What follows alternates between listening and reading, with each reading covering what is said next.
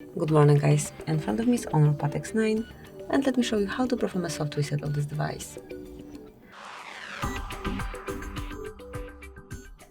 So basically all you have to do is tap on power button along with volume down button.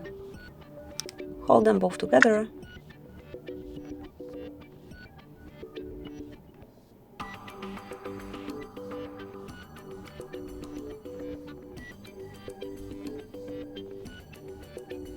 and once you see the logo you can remove fingers from both volume and power button and wait till your phone is rebooted.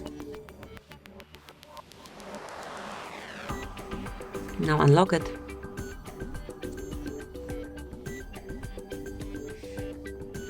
And that's it, that will be all. Thank you for watching. Please subscribe our channel and leave the thumbs up.